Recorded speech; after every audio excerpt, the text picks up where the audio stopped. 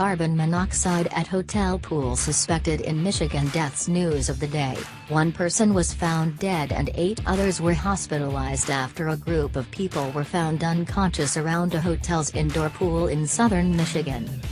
Fire officials said they believe the cause was carbon monoxide poisoning.